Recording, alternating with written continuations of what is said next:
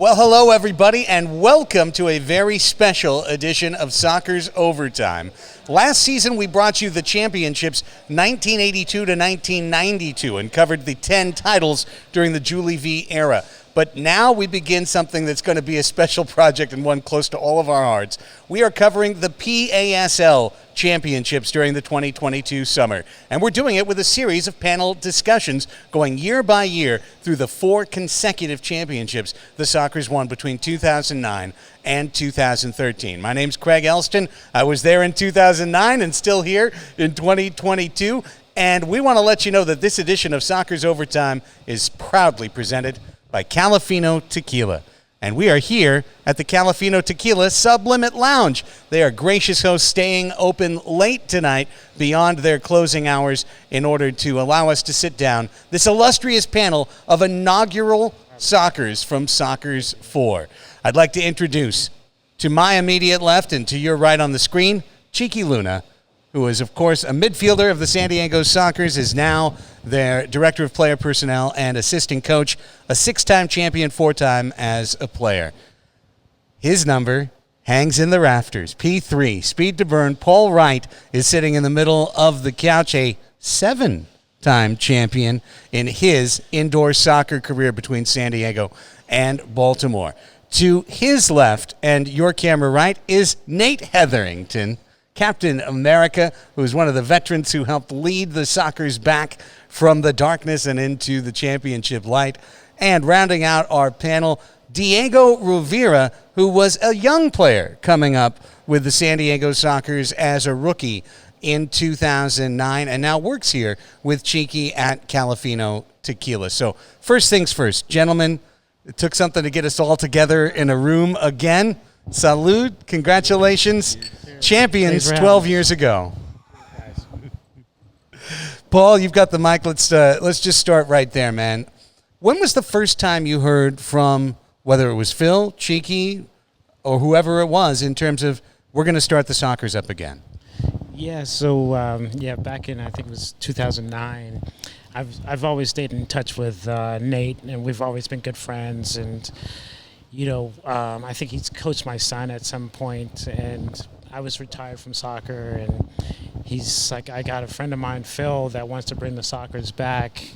Do you have any interest in coming back and playing again? And, I was probably like 80 of coming back and playing, but, we sat down. I don't know where we sat down and had lunch somewhere, but, Phil, Nate, and I, we sat down and met Phil for the first time and told me about his plans of bringing the team back. And I really, after that point, I was really inspired about what he wanted to do with the team and how he wanted to bring the local guys and represent and so on and so forth. So, yeah, after that meeting, I was all in, and from then on, you know what happened. Well, Nate, why don't we pick up the conversation right from there, because it sounds like you were in the room where it happened, and those initial conversations, the first thoughts about bringing this club back. I remember it like it was yesterday, honestly, because when I stopped playing in 2001, decided to hang him up, there's a lot of emotions that happen at that time. So 7 years later, we're driving down to, I believe, the indoor facility down by USD. And Valley. I remember Phil saying, I'm going to bring the Sockers back. And you think, okay, is this guy for real? But then you're thinking, oh, this is Phil. And you start to get a little bit of hope and wonder what it would happen if they would come back. So to have that come to fruition and knowing that we were going to put the best team that we possibly could with the best players in San Diego, we knew that Paul had to be a part of it. We know at that time, we knew every single player that was worthy of being a part of the Sockers. And when I say that, being worthy, that means that they're not only great players, but they're good people and they're in it for the right reasons.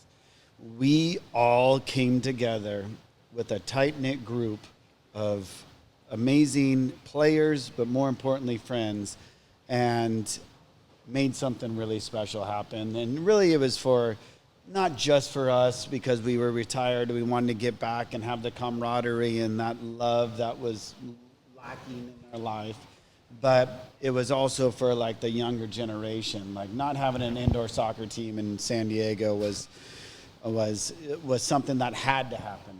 And I was just so grateful for Phil and him wanting to bring them back. It was a special time, and I honestly remember like it was yesterday when I were driving down and with Chiky and Phil and him telling it was going to bring it back, and I was like, he's serious. And it happened. Chiky, if you don't mind, when was the first time you ever met Phil Salvaggio, who's now your dear friend, your business partner on multiple fronts? But when was the first time you met him, and was it purely soccer? You know, the fun part and the great part about our story, our adventure now, where it's gone, is we met on the field, right? We met where everything we get involved with now kind of starts, what it revolves around, and kind of what it is. Soccer in general is a very tight community. If you do people right, you're going to be just fine. You do someone wrong in this community, everyone's going to hear about it, and everyone's going to hesitate to partner up with you and be a friend, of yours and be around you. Me and Phil met on the soccer field. We got to know each other on the soccer field. We got to know each other as people. I got to know him as a coach, owner. I was a player. And, we happened to live near each other. So it was only natural where, hey, let's carpool together. We started to carpool, and on the drive down, on the drive back, we got to know each other as people, who we were, family, his background, my background, similar to the locker room environment where you travel, you're on the road, you get to know people for people, and you know who's in your locker room, you know who's got your back, you know who's going to be there. And like Nate says, from day one, it was people doing it for the right reasons, right? That's why when you talk about the Soccers, the first years coming back, you're talking about some of the best players in San Diego at the time. However, it was people doing it for the right reasons. It was people that wanted to play, wanted to be there for the community to a certain point. Nate had experience with the Soccers. Paul, we have to talk about Paul's experience, right? Right. Paul has, I think Paul built the Soccers along with Julie V and some of those other guys. And we just kind of, guys like Diego, myself, we were rookies coming into this game at that time, and we relied on guys like Paul, Nate. I had a good relationship with Nate prior to this, playing outdoor soccer with him. So I had a little trust, and I could go to Nate's corner and say, hey, help me out here, help me out there. But as soon as preseason got going, I still remember being there attached to Paul's hip at warm-ups and asking him, hey, what do I do here? What do I do there? All the ins and outs. I was a student of the game. I wanted to learn. And all that information, when me and Phil were carpooling, hanging out, I was translating a lot of that. I was saying, hey, Phil, this is what the group's thinking. Hey, this is what should be done. Hey, this is what we're thinking. And it just became a bond, a trust that we developed early on in our relationship, early on in our friendship, and, with the Soccers, and it's continued throughout the Soccers. It's continued other aspects now with business now that we've grown up, and me and him we're brothers, like a lot of these guys in the locker room. It's a brotherhood that we have. So the original Soccers team in 2009-2010 that is brought back by Phil Salvaggio. And by the way, I just want to say right here and very early in the broadcast, Phil is on vacation at the time of us recording this. He was invited. We'd love to have him here, and he will be a part knock on wood, of one of these panels coming up over the course of the next couple of months, because I want to hear some of the stories absolutely firsthand. But this team was built around an indoor legend, Paul Wright, a man with vast soccer's experience, Nate Hetherington, a man as Sean Bowers as an aging veteran coming back from retirement who had so much indoor experience, Braden Cloutier, a lot of indoor experience. And rookie Diego Rovira gets a chance to join the team. And Diego, tell me about kind of your journey in terms of whether it was trying out, getting involved, that got you on that inaugural roster. Yeah, I similar to Nate, I vividly remember the day where I got to meet Phil, and I kind of got the nod to like, all right, you're invited to the essentially initial tryout of the team. It was one of the YMCA games down in by USD, and I was able to score a goal on Phil. It was a free kick, and I really just nutted the ball and went right by him, and he wasn't expecting it. And literally from that day, he tells me to today that was the one reason why I was able to join the team. And luckily, growing up playing for Nomads, and I watched Nate, Paul, Chiky all play growing up, and I always looked up to these guys playing, right? And once I heard like, hey, these guys are putting a team together in San Diego, I've been offered to go out and try out and play. It was just an honor to just even go and play with these guys, right? And the guys that I looked up to for my whole life. So it was that was pretty special once I got that call to go out. Things started in a very humble fashion for the San Diego Sockers going into the 2009 fall and winter. The club would no longer be at what was then Valley View Casino Center. They would play at Del Mar Arena, which was a reconfigured arena that was half outdoors, half indoors, so to speak. Still, of course, a part of the Del Mar Fair when you go to the San Diego County Fair, where they have the monster truck races and so forth. That was where the Sockers would play, but at first it was just a challenge to find opponents. And guys, I did a lot of work to try and dig up some video that we could involve in this, and also for you guys to watch and maybe reflect upon. And the first, you want to talk about a humble beginning. You mentioned Nomads, Diego. It was a chance for you Sockers to play outdoor against the under-18s, against the kids from San Diego Nomads. Let's see how that went, and see a very young Chiky Luna and Phil Silvaggio as well.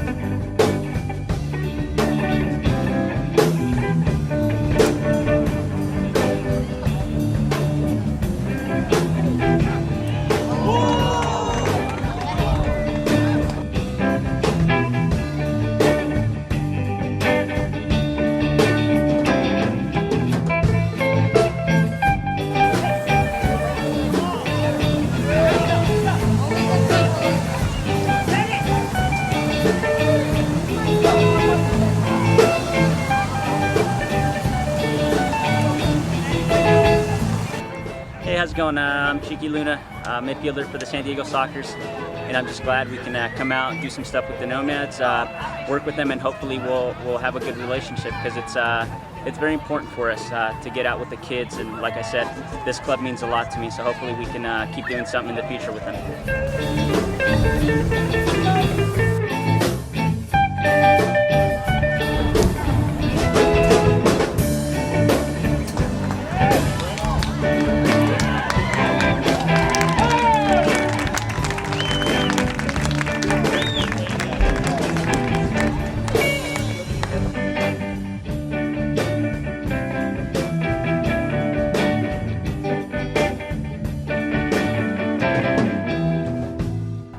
Paul Houlihan from the Nomads Soccer Club and Academy.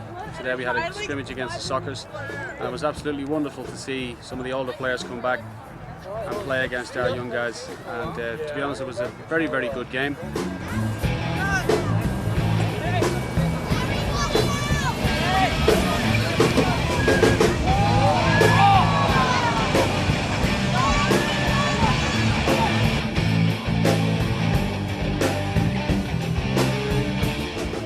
Hello, my name is Phil Savaggio. I'm from the San Diego Sockers. I am the coach and GM of the Sockers.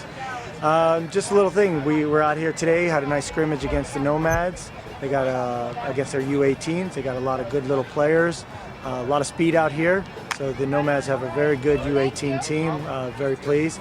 They kept it close, actually 2-1 for most of the game, and we ended up pulling it out to 3-1 at the final score. So, but they had some chances to tie it up.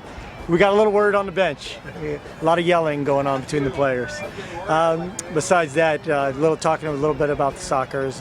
We start up November 7th, and our home field is Del Mar Fairgrounds, the racetrack. We're in the Equestrian Arena. It's brand new. We put about $18 million into that arena. Not us, the state of California. So it's really sharp. We've got a brand new field, new scoreboard.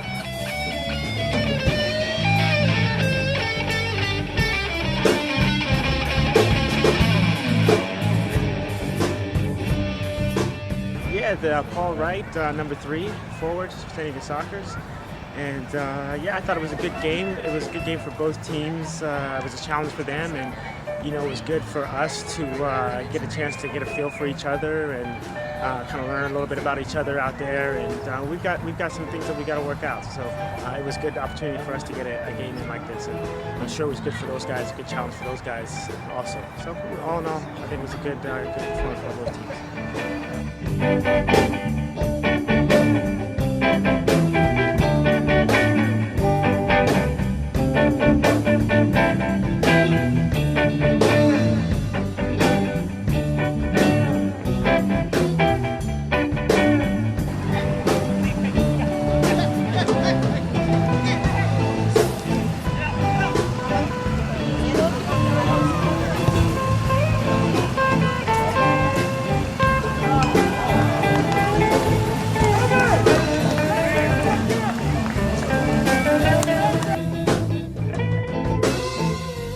It's exciting. I'm glad pro soccer is back in San Diego, and I feel honored to be a part of pro soccer in San Diego again.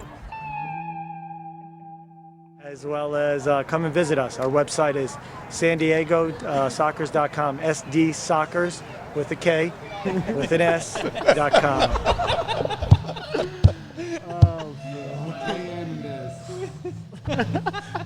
Thank goodness he got the website right.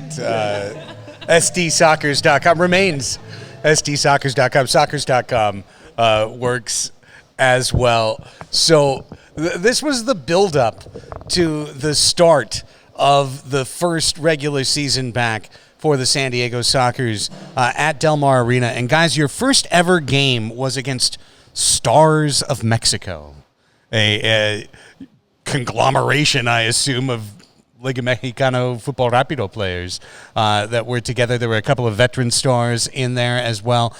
Pretty good crowd, as I remember, at Del Mar Arena. Paul, what was it like playing at Del Mar Arena? That was really fun for me.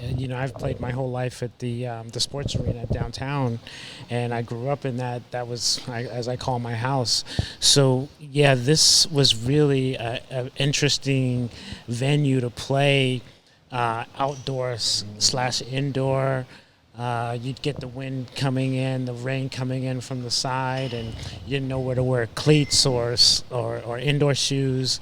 So, yeah, but I always knew that from the meeting I had with Nate and Phil and the lineup that he was putting together with Chiky and Medina and Diego and Wonderly, and we can just go on and on. I knew we were going to have a great team, but I knew we didn't know how to play indoor. So I was really trying to be that, that influence and really, explaining the indoor game to these guys. So we used the outdoor games, the indoor games, as much as we could to just really ingrain these guys to the indoor game. Along those lines, Nate, how important, one other man who's not here tonight, but we need to talk about, Aaron Soucy, who was the captain of the club coming back, had been part of the first year of the PASL up in Stockton and winning a championship up there. How integral was Aaron in terms of putting the team together early on? Playing indoor soccer is completely different than outdoor soccer. And to have players like Paul and Aaron who have had the decade of years of experience, Paul even more so, obviously. But, Aaron started at a very young age playing indoor soccer. And having Aaron there as a leader and captain to help with the details, because that's what it's about. The details of indoor soccer are you have to be on it. If you're not, you're going to get taken advantage of. So Aaron definitely helped with that information. Obviously, Paul was a big influence with everybody. But Aaron was a great leader and had a ton of experience. And, I remember, we didn't watch much soccer when we were growing up. And I remember specifically watching Aaron playing in some finals and scoring a goal when he was with Arizona, I believe it was. And, those players and their influence was the difference. Because we were all outdoor players. I played a little bit indoor prior, but the majority of the players were outdoor players that were converted into indoor. So having that insight was huge.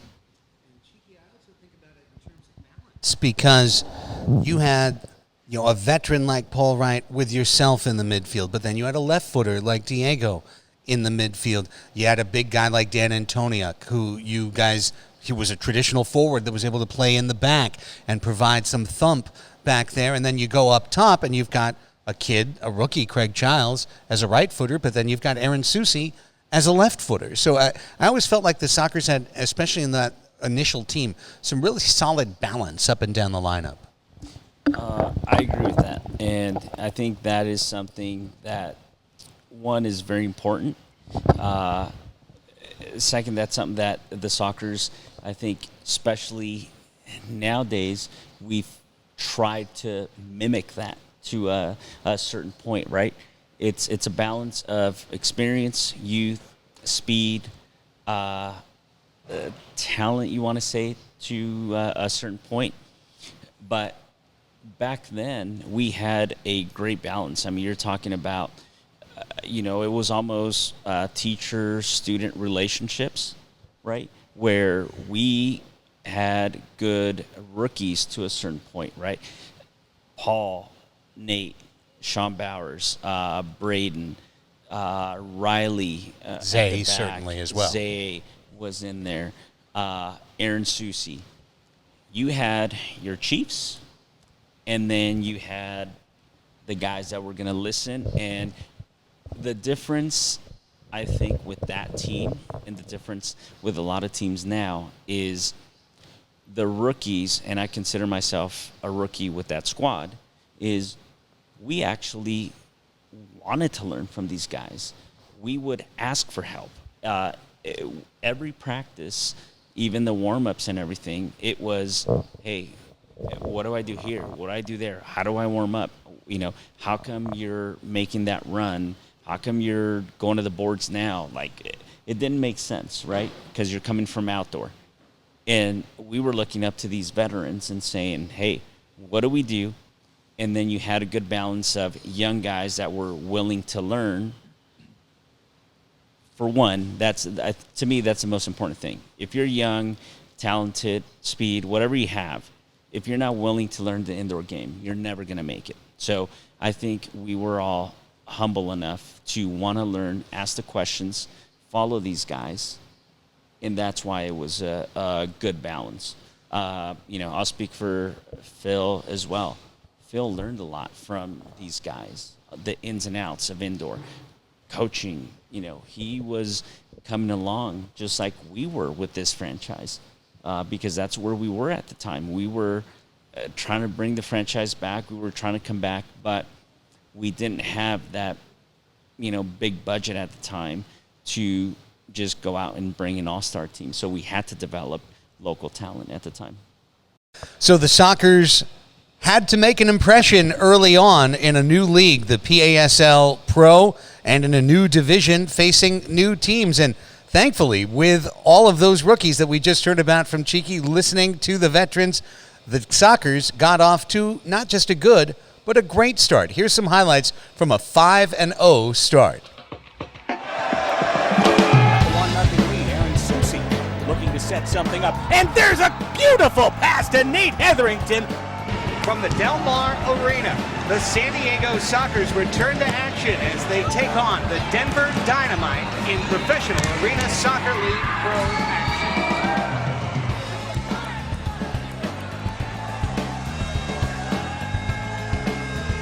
Between his feet, now he moves into the center of the field. Paul Wright stops, measures, and fires in a goal! Paul Wright does it all by himself!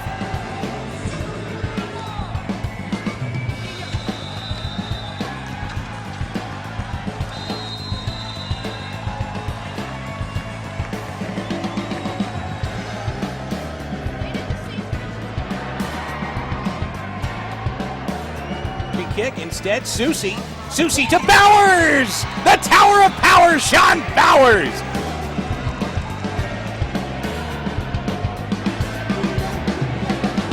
Turning around on the ball for San Diego. Roberto plays it back into the corner for Chiles. Beats his man, into the goal it goes! The hat trick for Craig Chiles, the league's leading scorer.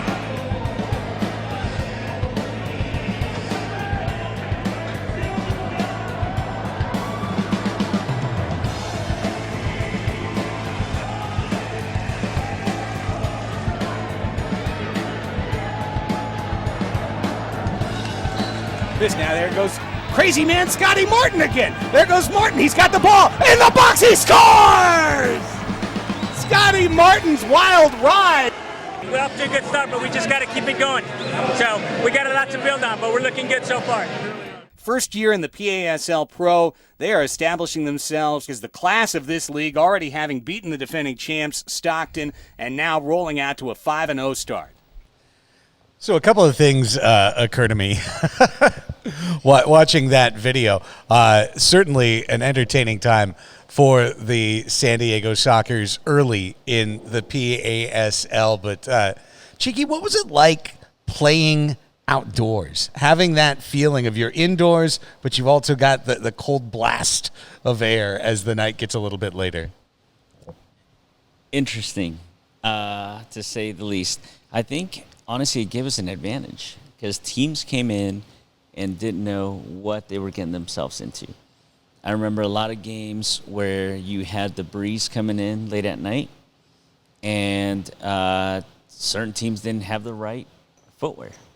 So we're sitting there. We knew what shoes to wear, what we were getting ourselves into, because, Paul made a comment earlier where it was different, right? It was different. We got a little bit of the breeze, the turf got a little wet, and then there was games where it was a little slip and slide.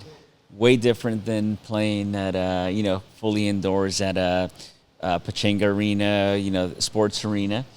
It was much different experience. However, it just, to me, I think it's a big part of the beginning, the humble beginning of this new San Diego Sockers era, because when, going back to what everyone talks about, the Sockers, what you see now, the Phil Savaggio you see now is a whole different ball game than the Sockers trying to come back.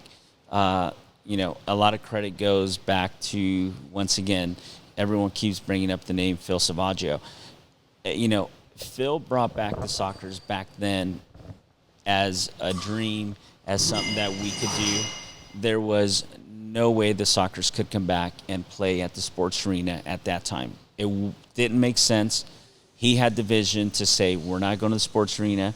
We have to come here. We have to start out small. And I throw myself in that mix because the Sockers feel everyone was humble enough at the time to say, hey, it's not the Sockers from the 80s. It's not the Sockers from the heyday, but we want to try to bring back the franchise and bring the name back. And it was definitely different. It felt different playing there.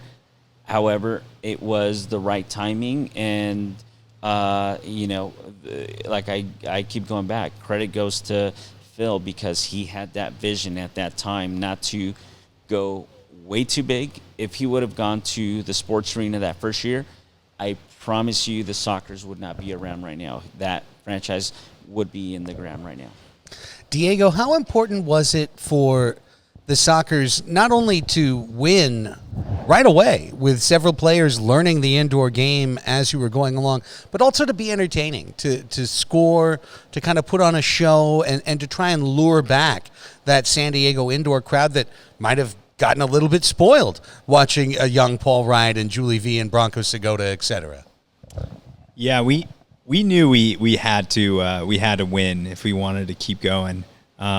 I still vividly remember, though, the early games where a lot of us, as Nate and Chiky said, like we were outdoor players, and a lot of us rooks were just running around with our heads cut off and just trying to figure out the game, and it took us a while to figure it out. But luckily, because of that balance, it really, like the team was really, really good. And again, it was like local, homegrown players that were really driving it. And it was honestly the best team I've ever played with. Historically, in my career, I've always been one of the best players on the teams I played on. And it was the first time in my career where I'm like, holy smokes, everyone is as good or better than me. And it was very, and I'm playing a new style of soccer, right, with indoor being so different. And it was a shock. So I think it was a shock for a lot of us that were coming in, because I think we were all in that same situation. And we knew that we were really good, but we also had to learn from the veterans and going out there. And I think the really cool part is that while we were still winning and beating teams, you could see the potential. You could see, like, we weren't even close to where we could be, right? And I think where we eventually got to, hitting the 48 wins in a row. But in the early days, you could see, like, we were still winning, but we knew we could even get better. I mean, that was a pretty cool feeling. So this team, the 2009-10 Sockers, had Hall of Famers, had veterans at the end of their career, had veterans in the middle of their career, had rookies just beginning their career.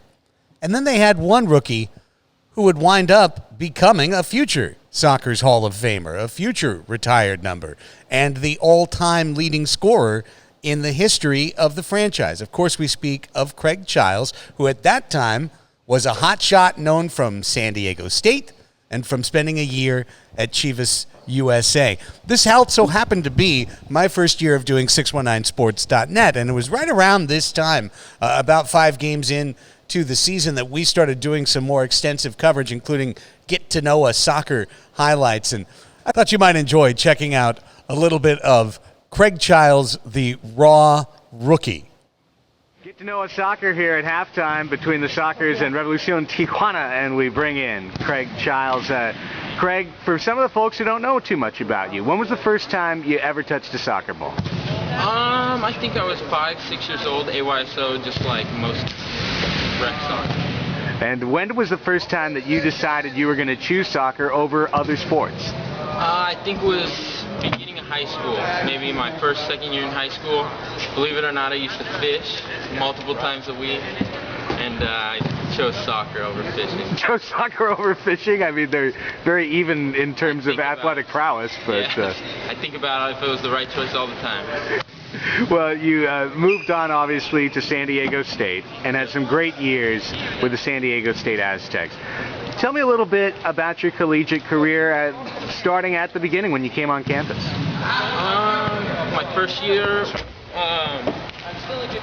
played in every game for the team. Didn't start that many making games, but I was just, my goal is to just try and play as much as I can, make the travel team, which is realistic for a freshman. And then my next couple of years, I turned into a starter, which I surprised myself even a little bit. But I enjoyed all 4 of my years there. My 5th year, even when I was hurt, helped leading the team, so I enjoyed it. Couldn't have asked for anything more out of college. Certainly, to suffer an injury your 5th year in college. What was that injury? Tell us about that. I broke the 5th metatarsal in my right foot my sophomore year. So I took my redshirt year, my 2nd year in college, and then played 3 years after that. So maybe it helped me mature a little bit.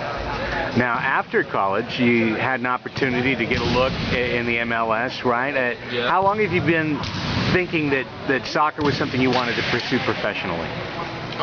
Maybe the last 2 years in college became a realistic goal. Before that, it was just kind of a hope, maybe a dream. And then once you start hearing there's some coaches out at your games, checking out a few players, you start maybe thinking that you can play at the next level. Tell me about that experience at the MLS level. It was obviously a really good learning experience for me. Played with a lot of good players, a lot of veterans to the league, and I think it's made me a better player today than from when I was playing in college.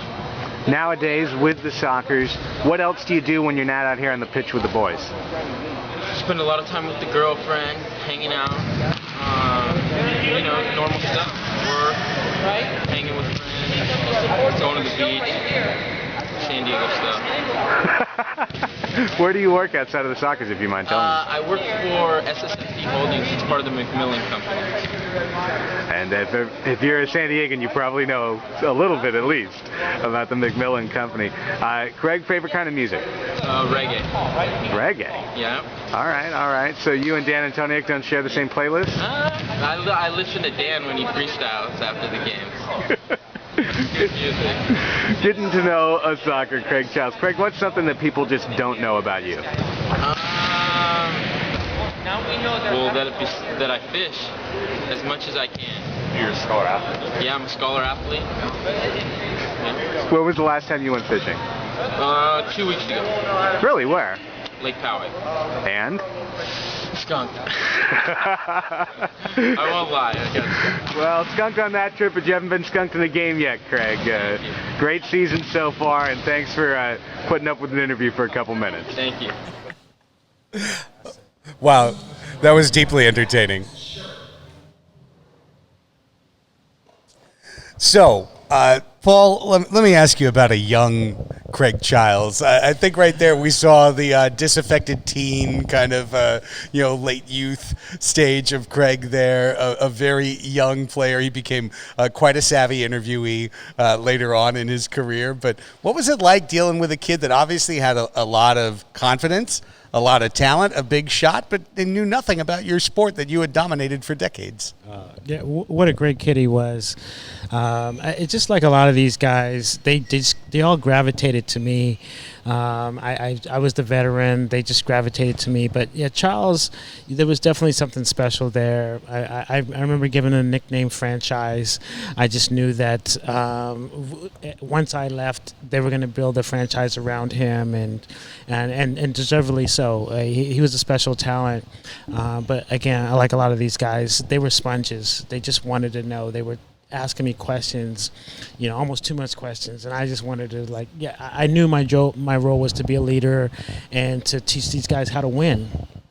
And so I just kind of went down the list with Chiles and Chiky and Diego and all the guys, and just really was one by one, just kind of having conversations with them on the side, really just trying to coach these guys up and talk about winning and what it takes to be a winner, and continuing this legacy that was, it was insane. It was insane, and we knew what we had to do to continue this legacy, and so we all took it very seriously. And Phil really he just really assembled a great bunch of talent, and it was up to us to really gel and go from there. But yeah, Chiles he's a special one, that's for sure. Nate, when I look at the stats from that initial Sockers team, 2009-10, of course, Craig Chiles led the team in goals. Paul Wright led the league in scoring, by the way, but that's because Paul scored goals and had assists. That year in the regular season, Craig had 28 goals in 16 games, rookie year. Very good. 4 assists. So not quite at that all-around, well-rounded player that we would see and that we see today, who has more assists than goals. But what was it like for you seeing that kid start to come into his own? I remember Craig playing with our team in Las Vegas and seeing him hitting, in an outdoor game, he was hitting bombs from like 30 on target, like regularly. And I couldn't get over the way he was able to strike the ball with so much power and so much accuracy. I would say that after all the years I played professionally, he was probably one of the top 3 best goal scorers I've ever seen. And seeing him come up and really, thrive in the indoor game after not being a part of it and being in the MLS was really special, because there is a lot to learn, but there's one objective in soccer, and that's to score goals. And that's not an easy thing to do. He was a mini Bronco Segota. That's what I saw when I first was training with him, practicing with him, and he didn't know at the time. I don't even know if he knew who Bronco Segota was, but I saw a mini Bronco Segota in that kid. The PASL-Pro in 2009-10 didn't have enough teams to really put an entire league together, so it wound up being a conglomeration of the teams that were in the league, a set of provisional teams such as Revolucion Tijuana, a team in Dallas, et cetera, that would later integrate into the league, and teams from Canada, the CMISL as well, had an Edmonton team and also had a Calgary team. So I remember the first loss that the Sockers ever took was on that first trip to Canada, going to Calgary, where the team left San Diego in the morning, flew all the way to Calgary on a straight shot, had to get through customs, had to get the baggage, got to the arena, 30 minutes maybe before the game?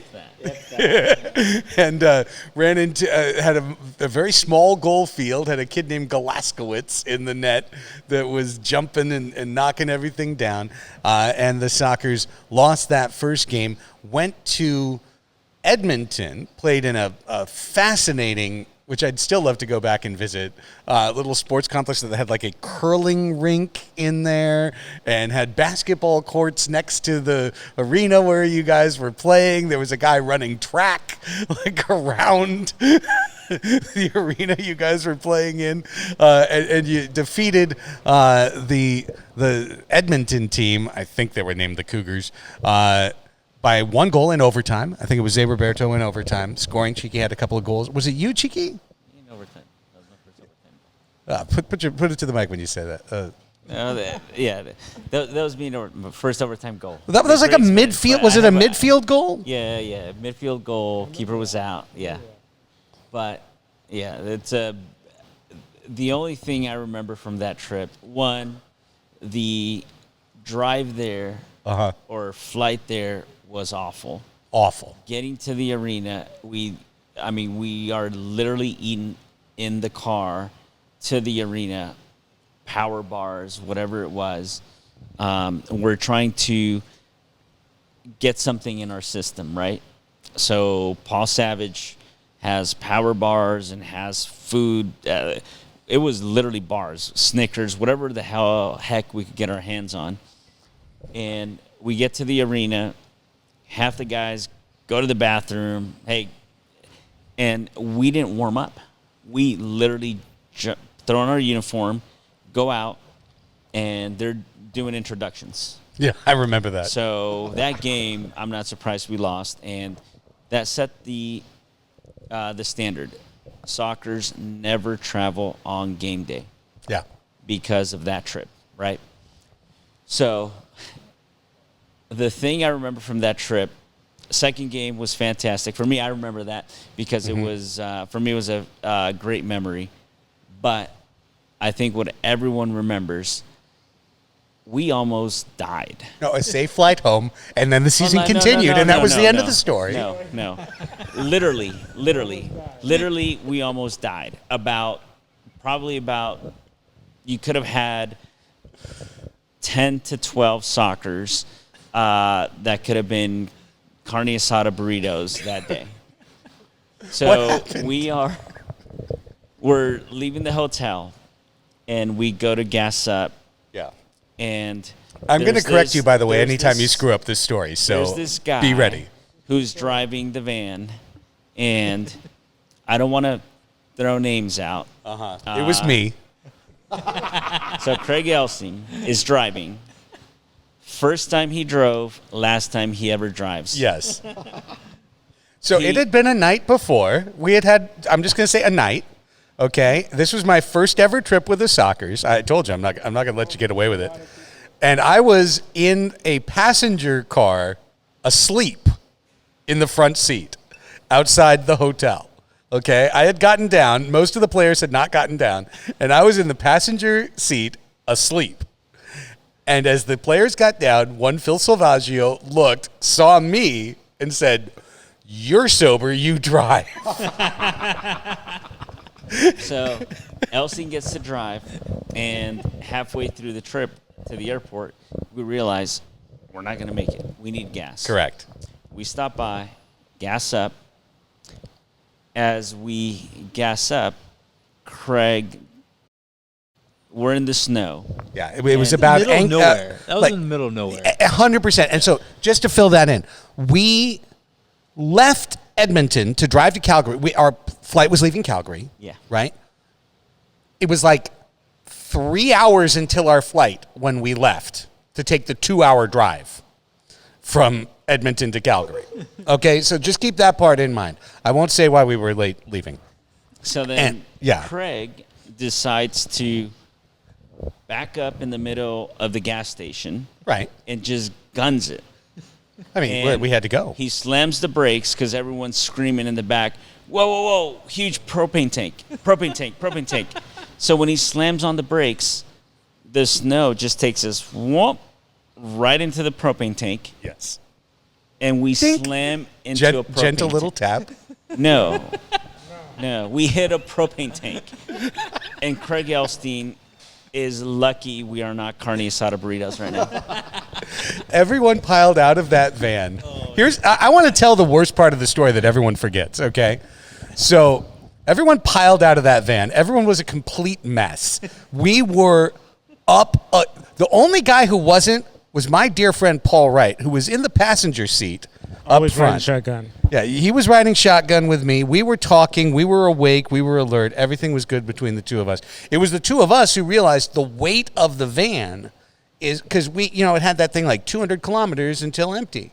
And it was 150 kilometers to Calgary, whatever. Like, okay, we're fine.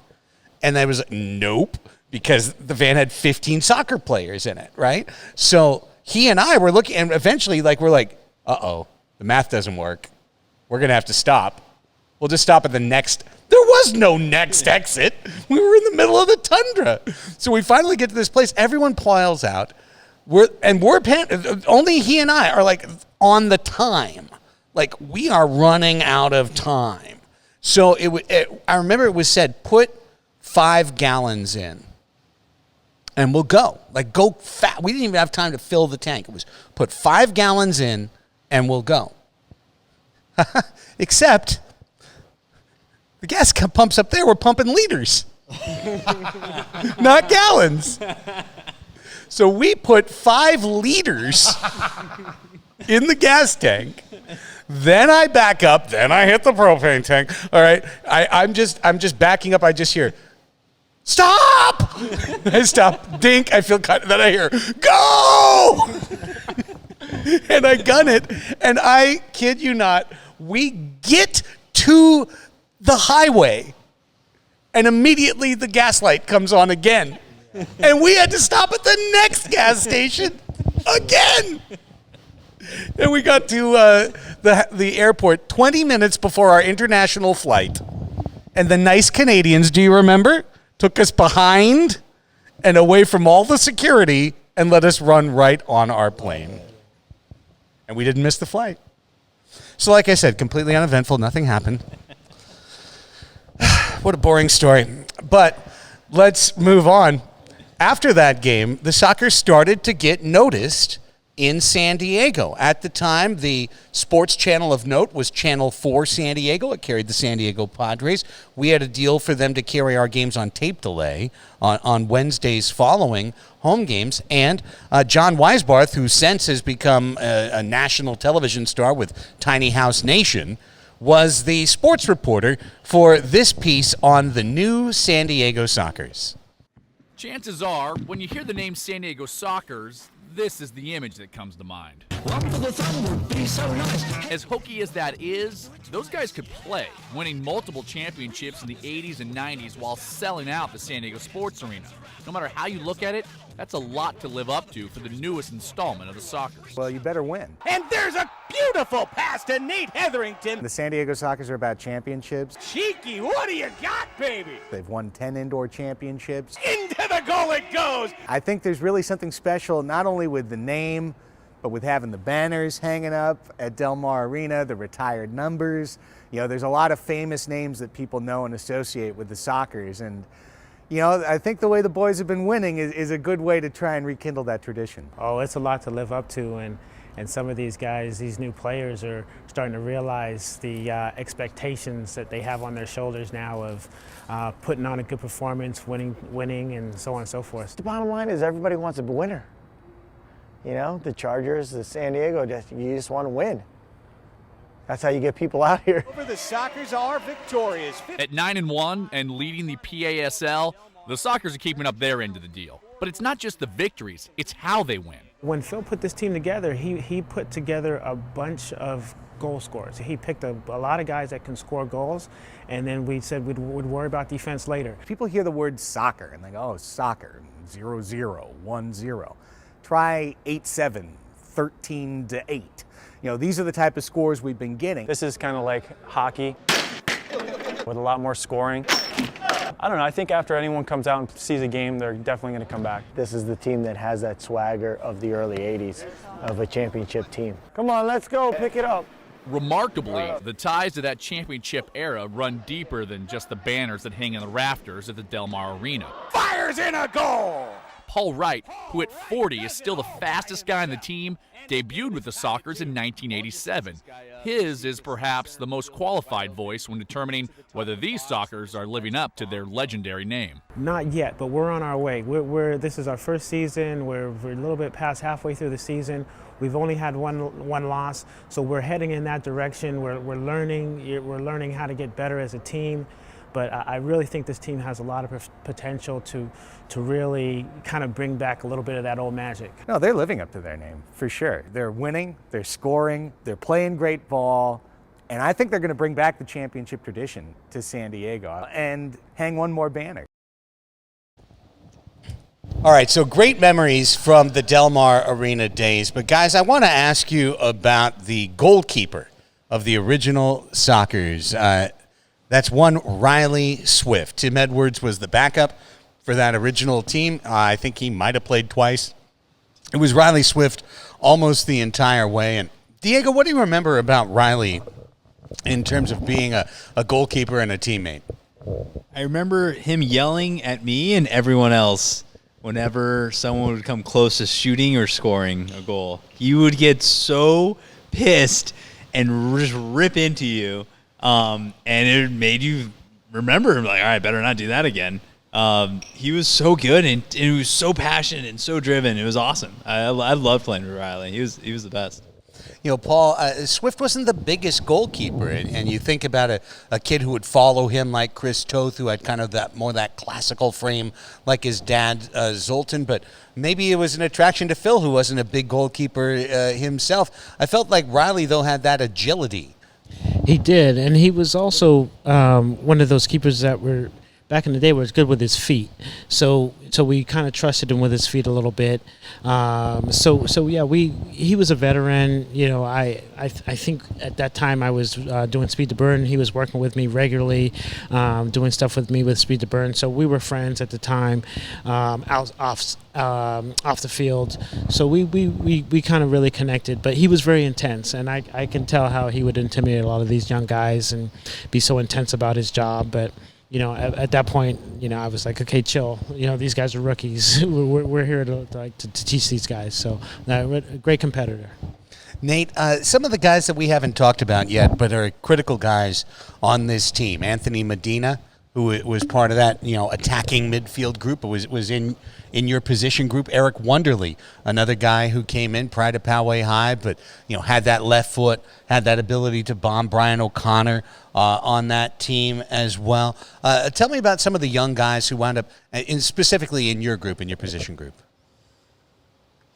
So again, we come to the time that we have to create a new indoor team.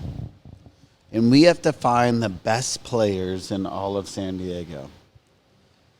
We have memories of Anthony Medina playing against our whatever team we're playing against, and he's a one-man show, scoring 3 goals, and we win 4-3. And that goes for all of them.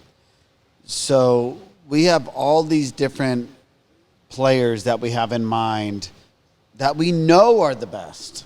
We know they're the best players around, and so we sought after, and we know that they're not just great players, but they're good people, and they're in it for the right reasons, and they're going to be great teammates. So when we come back to this time where we're trying to create the new Sockers, it was special because it was a lot of our close friends already because of just the natural evolution of finding players that we enjoy playing with, that are in it for the right reasons. And to talk about Riley just real quick, I think Riley was somebody that, you know, he was a good practice player, but he was an amazing game player. And he would get into the zone, and he would really focus on being the best that he can be. And Riley was one of those players that helped us through his experience of the past. Riley played with me on the 2001 team at the Sockers, and I remember he was one of the backup keepers and never got his chance. And he finally got his chance. And Riley was one of those players that just really took it and did an amazing job. But as far as Anthony Medina, class, Wonderly goal scorer, did amazing things. These are the players that we already knew who they were and what they were capable of.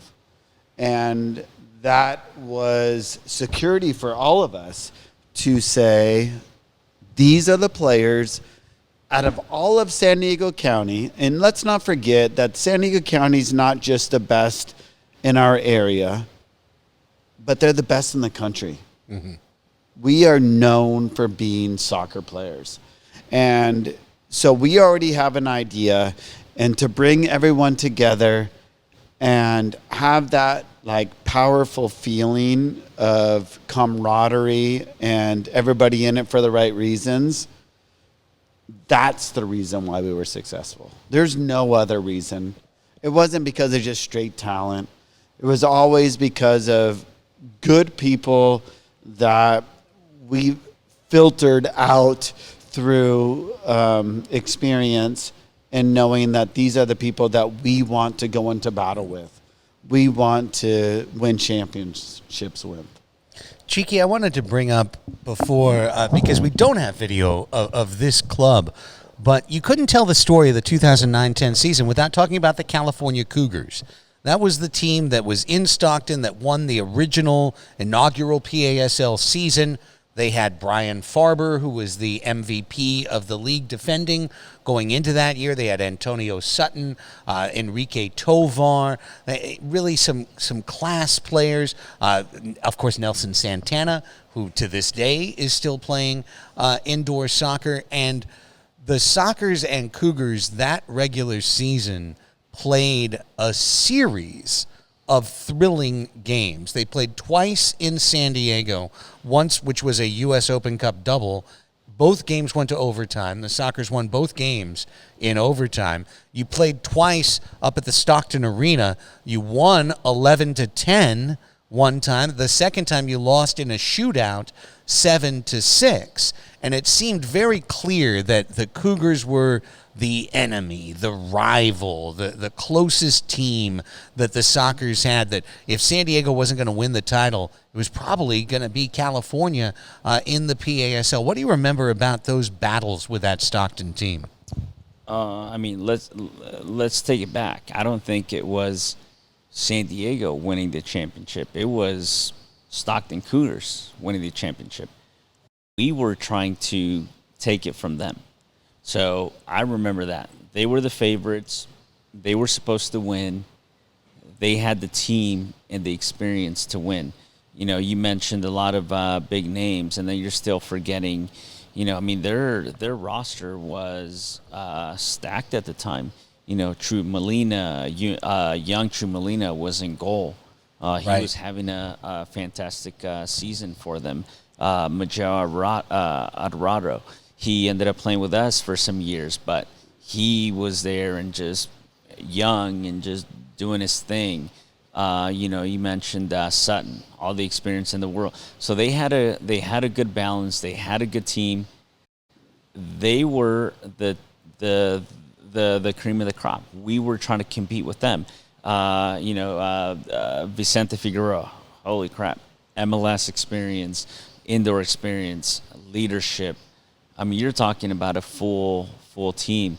So for us to match up with them, play against them, going against them, we knew that's where we were trying to measure up. We going into the season, we didn't really know, hey, how good were we? Where could we compete? We knew we had a good team. However, we didn't know going into it, could we really compete in that league? But once we matched up against them and we realized, okay, we're going against the cream of the crop, and we were hanging in there and battling, it just gave us that confidence to say, hey, we can play. Coming off of that big win over Stockton, the Sockers came back home to take on the Texas Outlaws and go one step closer to winning their first division title. Let's check out those highlights. Del Mar Arena, the San Diego Sockers are back at home and taking on, from the Western Division of the PASL-Pro, the Texas Outlaws. Well, Wright will take it with a three-man wall in front for the Outlaws. Wright plays it to his left, it's Greg Chiles! A hat trick for Chiles. He's now got 24 goals, one of 3 Sockers with hat tricks in this game. Top the penalty area, O'Connor there for the block. Diego Rivera now on the quick turnover. Rivera shoots and scores!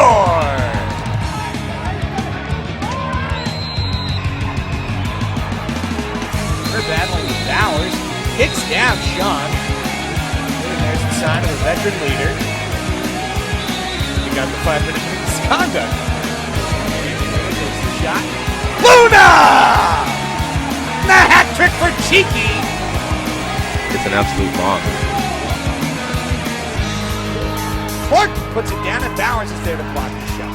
Still a scramble in front of the net. Bowers fired up. He's blocked another shot.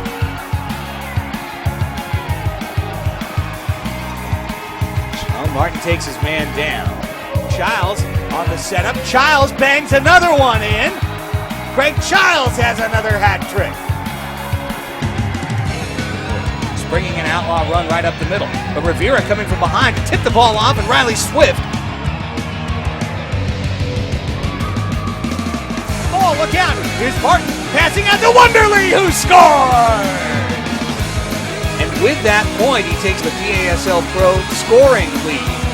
Sockers 10-1 in PASL-Pro action, and in first place by themselves in the Western Division after a 14-7 win over the Texas Outlaws. All right, let's talk playoffs now. The Sockers finished the regular season 13-3. They did have that number 1 seed in the PASL and would host the PASL North American Championships. And I thought this was really interesting, Chiky, in terms of, at that point, the PASL needed to put together enough good teams to have a legitimate championship, something that would be worthy of lifting a cup. So you had the CMISL champion, you had the top 3 teams from the PASL, and then you had 2 teams from Liga Mexicana Fútbol Rápido.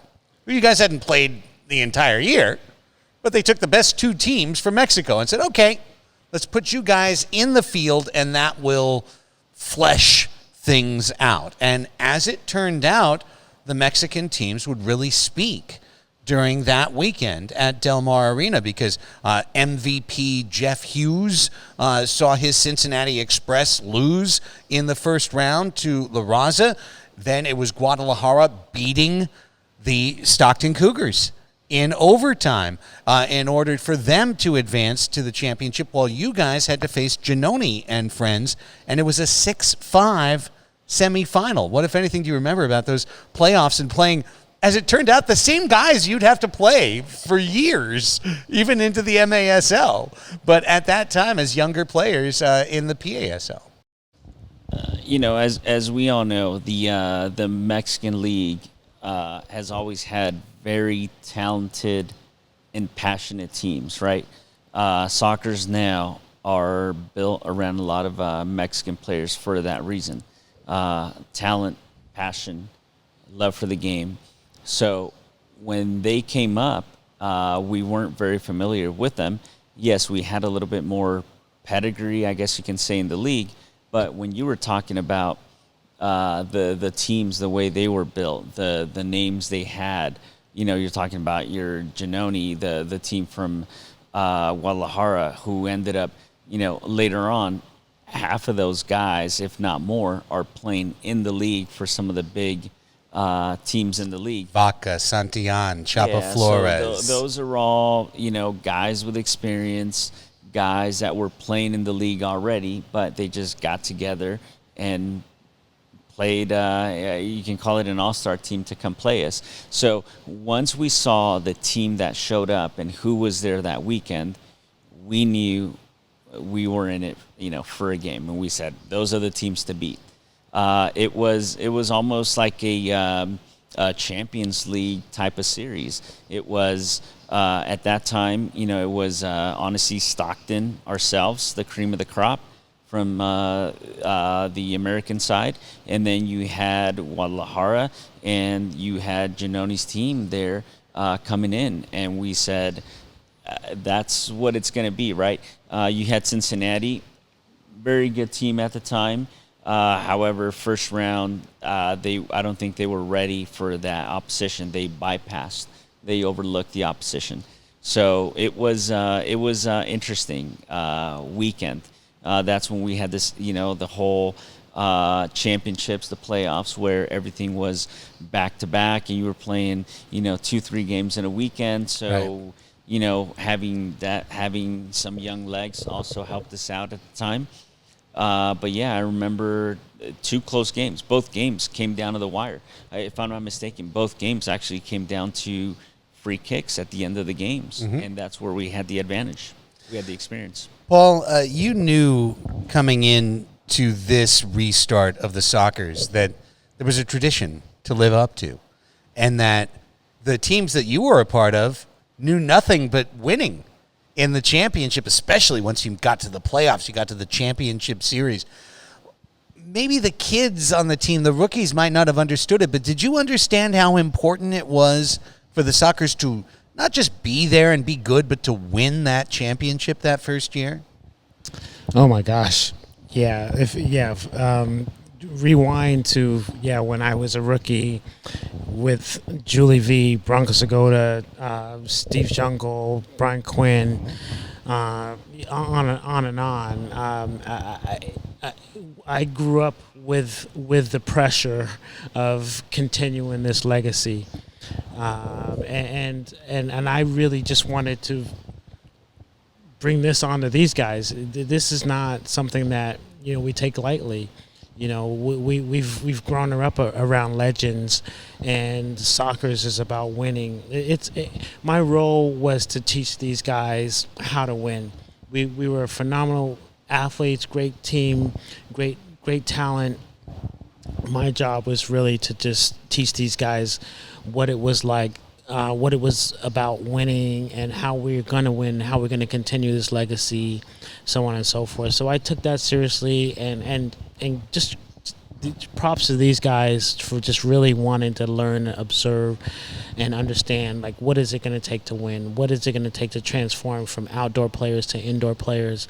You know, what do we need to do? And so, yeah, I took my job seriously as really grooming these guys and really teaching these guys what it takes to win. And I really remember when my jersey was getting retired, and I said, the Sockers are in great hands, because I knew just what we had accomplished and what the foundation I laid for these guys to continue and going forward. So yeah, just so proud. It's just been such a proud moment to be a part of it from the beginning to the end, and continuing it going forward. So yeah, my job was just to really teach these guys how to win.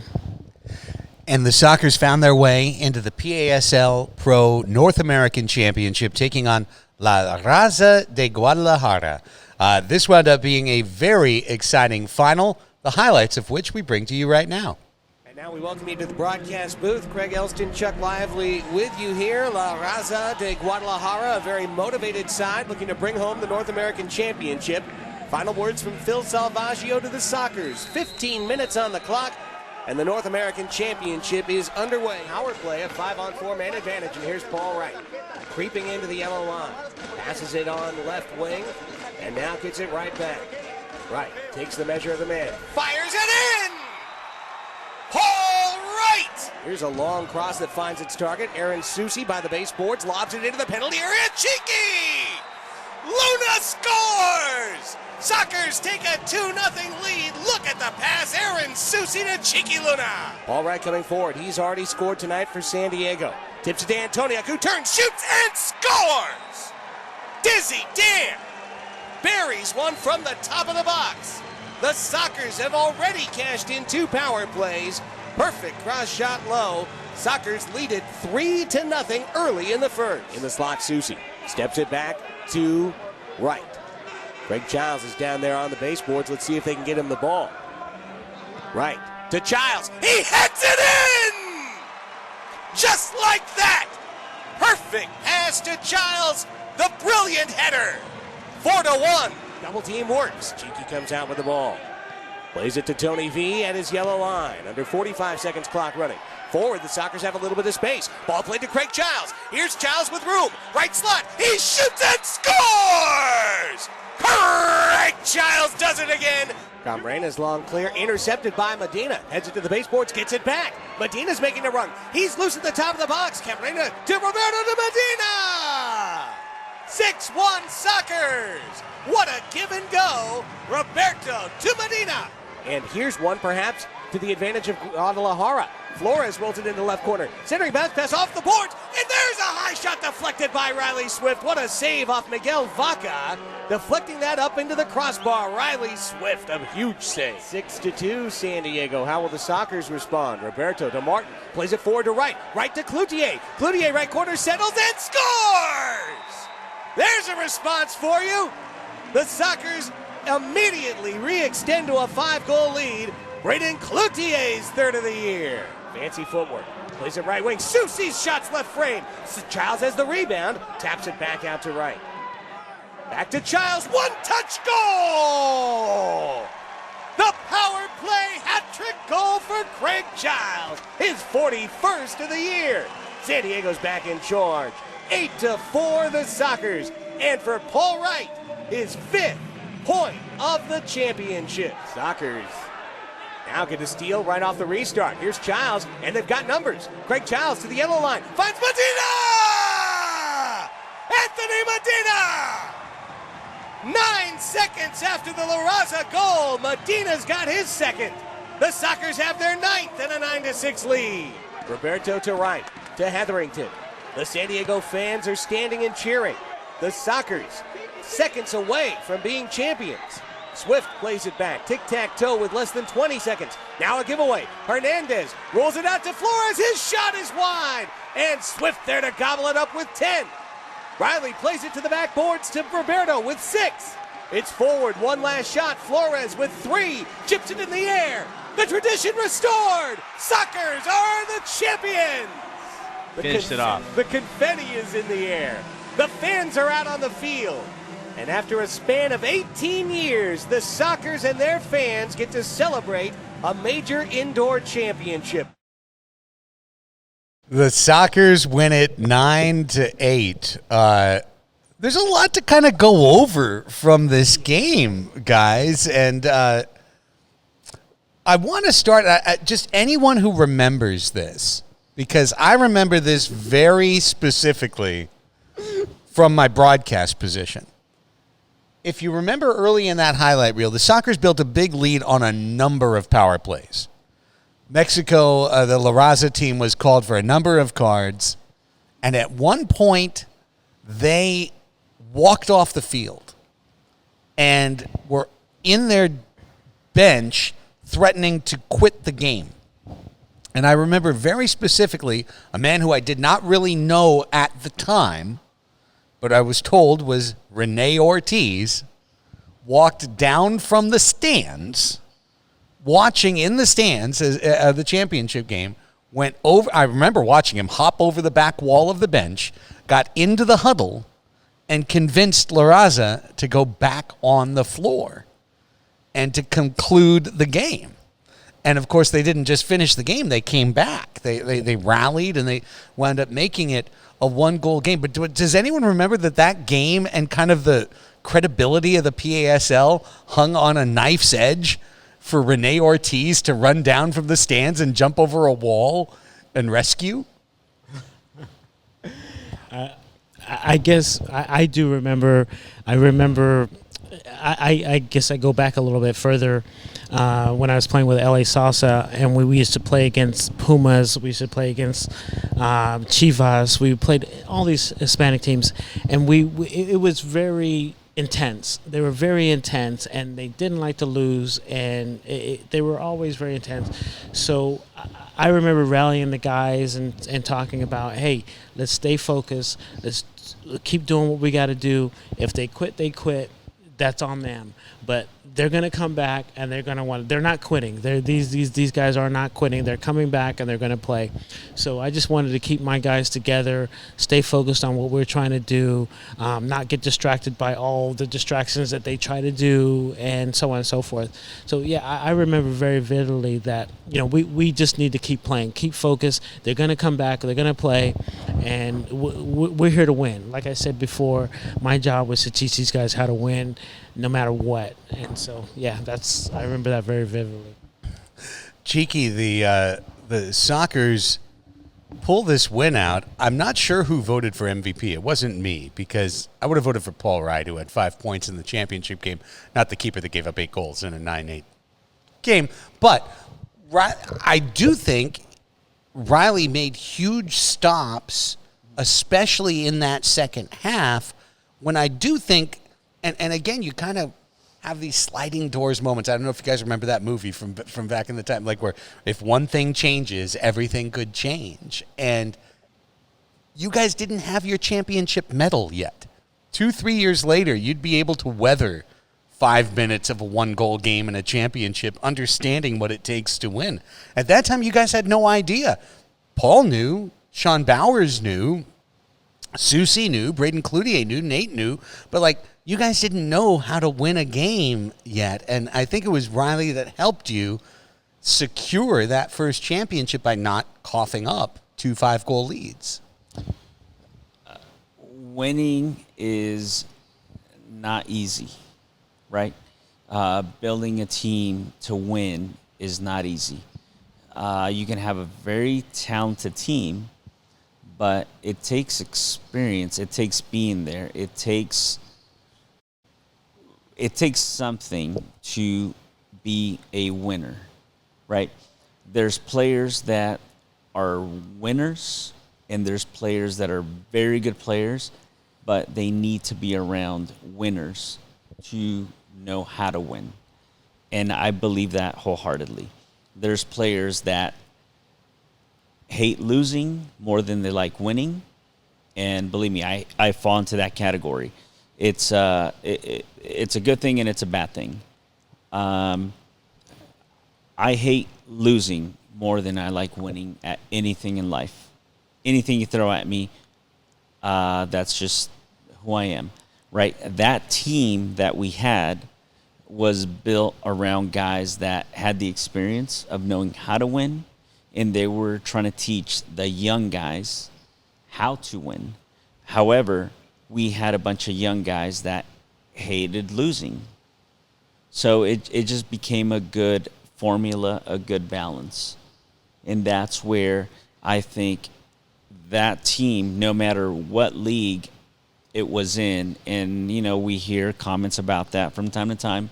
There was another league going on at the time. That team was a winner to me. Then the Sockers franchise went through a transition that I was involved with. I've been involved with, you know, a lot of it. But you need, like you're saying, you need to know how to win. That's why in all sports, you talk about teams that go to you got to go to playoffs first. Then you got to go to semis. Then you got to go to a final. And then you learn how to win that final. However, we had guys like Paul, Sean, Aaron, and go down the line. Some of the experienced guys that had been there, done it, had championships, had won. And then you had some of the younger guys that did not like to lose. So we were winners as a team. Riley, he was a winner. I mean, at practice. Riley hates to lose at practice, which is huge. You need that in a team. You need that in players. Guys that are okay losing at practice, I don't know if I want them on my team. Diego, wrapping this up, talking about this championship, the first in the PASL.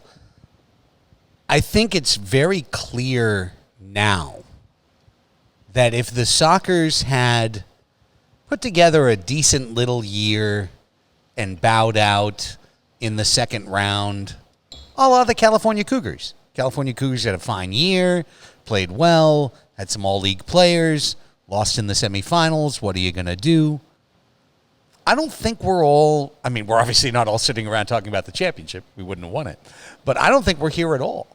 Like, I feel like there was a unique pressure on the brand San Diego Sockers, because I remember very well the day after winning the title, reading the Union Tribune story about it written by Mark Ziegler, and it was very negative, and it was about, it was cold and the crowd was small and shivering souls looking for, redemption and all of this stuff, and there was this negativity around it, but the Sockers won. They won the championship, and so we had something to build upon. I remember saying in the front office, if you win one, you get to claim the other 10, and then you're an 11-time champion. Otherwise, you're pretending to be the Sockers, and these other teams with Bronco Segota and Paul Wright, etc., they were the true winners. Did you guys maybe even afterwards understand how important what it was that you had done? No, not at all. I think during that year, that run, thinking about those 3 losses, I vividly remember those 3 losses. I could not tell you the 13 wins we had at all, but I vividly remember those 3 losses. And Chiky is absolutely right. Like, this team hated to lose. And everyone remembered it until this day. I remember it now. So going into the playoffs and understanding, like, we have to win, and coming out and winning it for, like, a 1-goal margin like that. That could any team at that point, like, any team could win, right? It's just like the little details at the end, the little things at the end that got us to win. And you're probably right. If we didn't win that game, I don't know if we would have moved on to win another, like, 3 championships and kept the team going. But it was the little things that got us through there and got us to win. And I think it really goes back to what Nader said, is like these guys were able to put together a really balanced, strong team that really cared and played for each other, and everyone knew their roles. And I think that was the beginning of something really special.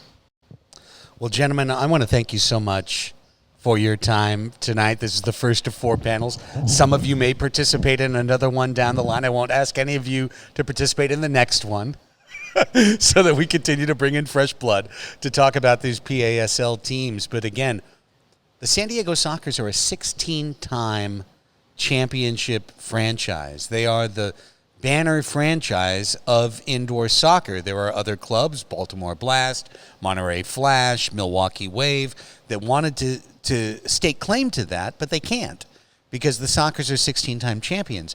But if they weren't an 11-time champion, if that first title for the PASL wasn't there, I truly, firmly don't believe either the team would still be at Del Mar, ham and egging it, and trying to figure it out, or maybe it would have come and gone, like Sockers 2 came and went, like Sockers 3 came and went. Sockers 4 stuck and stayed, and I think what you guys did, specifically in winning that championship, in taking the first year and going, we're back, we're champions, it's all back. Sockers means winning. Sockers means titles. Sockers means lifting silverware. What you guys did was instrumental in allowing all of us to be here today in 2022. Calafino might not exist if you guys didn't win the championship in 2009, 2010. So I know that sounds hyperbolic or maudlin or dramatic, but I really think it's true. And so it's a kudos to all of you and to that original team for paving the trail that the future PASL champions and now MASL champions would follow. Chiky Luna, the legend, P3 Paul Wright, Nate Hetherington, Diego Rivera. I look forward to talking to you all again on future panels, but thank you so much for being here tonight. Thanks, Greg. And I want to say on the way out, a very special thanks to our director, our producer, the man behind the scenes who is making all of this happen and who is the most important person here right now, and that's Jerry Jimenez. Because if not for our dear friend, mi querido amigo Jerry, none of this would be happening. We wouldn't be recording. He was the guy who hit record, who set up the cameras, who set up the microphones, and who made all of this happen. So, Jerry, a big thanks to you. Thanks to all of you San Diego Sockers fans for hanging out on this super special, the Championships panel discussion of the 2009-2010 PASL-Pro champion San Diego Sockers right here on the Sockers Overtime feed. We'll talk to you on the next one. So long.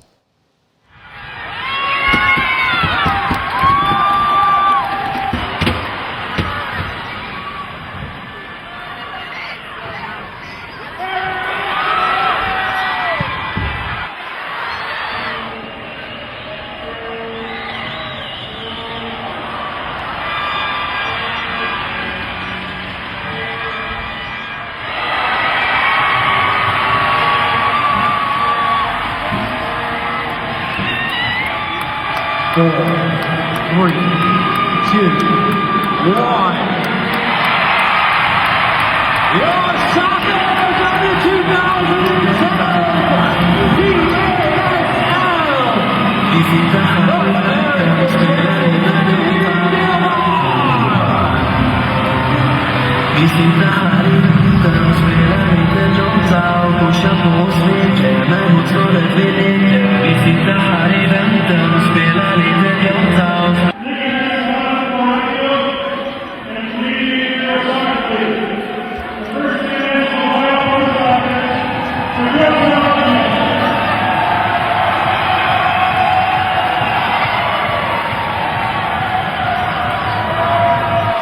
How's it feel to be champions, guys?